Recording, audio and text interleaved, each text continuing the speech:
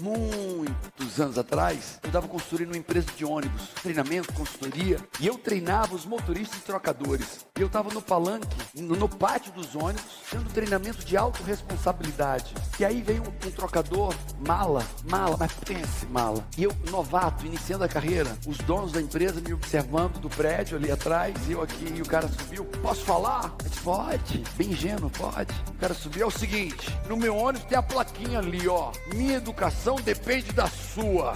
Se o cliente entra zangado, eu sou mais zangado ainda, se o usuário. Se o usuário entra calado, eu fico calado. Se entra pro pau, eu vou pro pau. E minha educação depende da sua. E aí os trocadores começaram a gritar. Lá no Ceará é assim, sabe?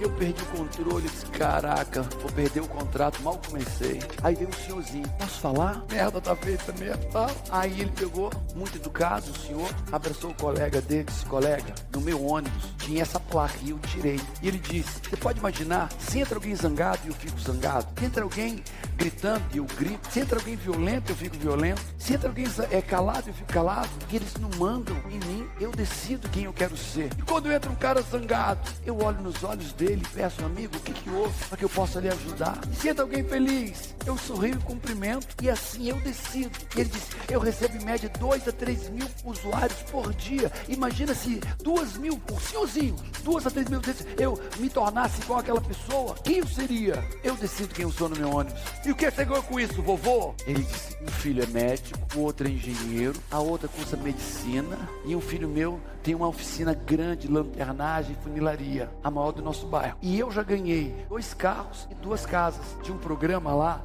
quanto mais você poupava o ônibus, pneu, combustível, manutenção, batida, você ia acumulando pontos e no final do ano você ganhava prêmios. Ele já tinha ganho 2 carros e 2 casas. Eu ganhei 2 carros, 2 casas, 4 filhos maravilhosos, casamento lindo. E você? Eu mando na minha reação. Não são as pessoas, não são as circunstâncias que mandam. Esse cara está falando que ele é o herói aprendiz. Leiam para mim o que é o herói aprendiz. Todo mundo no 3.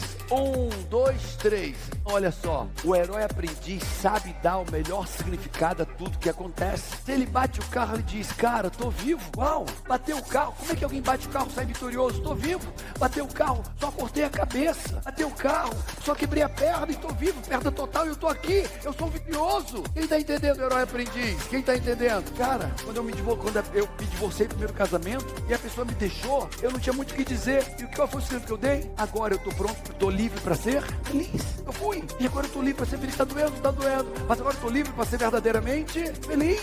E eu me agarrei nisso. Então, Paulo, como que um herói aprendiz dá um bom significado ao que lhe acontece? O herói aprendiz dá um bom significado até para as coisas ruins. Primeiro, Caí, podia ter sido pior? Fala pra mim, podia ter sido pior? Ok. Yes. Fala yes. Se podia ter sido pior? Yes. 2. O que esse problema te ensinou e te fez mudar positivamente? Você aprendeu com isso? Quem aprendeu com isso? Então diz o quê? Yes! Terceiro, será que talvez não existe uma oportunidade atrás disso? Por trás disso? Quem conseguiu ver uma oportunidade por trás disso? Tempos atrás, quando o meu filho, o último filho, o Daniel, nasceu, uma amiga nossa também teve um filho. E o filho teve síndrome de Down. Existia uma competição dela comigo, uma pessoa maravilhosa, querida demais, mas criou dela pra mim uma competição. E ela se afastou.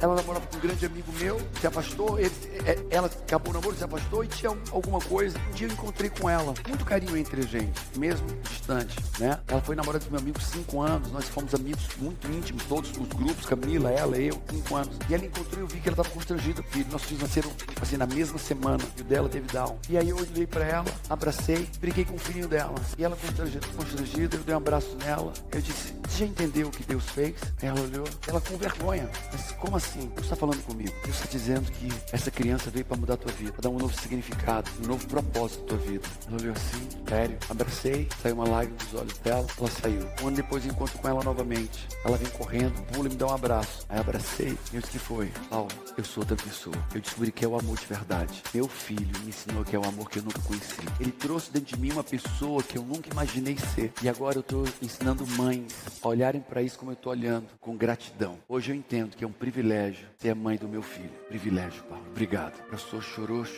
e depois pediu perdão, blá, blá. Obrigado. O que ela fez? Ela deu um novo significado. Ela viu como ela era privilegiada. A pureza de um amor que ela não encontrou em ninguém. Uma verdade no abraço daquela criança que ela nunca tinha encontrado em ninguém. Um propósito de vida de ajudar outras mães que sofriam o que ela sofria no início. E agora entendia que era um privilégio aquela criança na vida dela. Quem está entendendo isso? Ela deixou de ser uma vítima sofredora. Se tornou o quê? E o movimento dela tem cruzado o Brasil inteiro hoje. Dá caraca.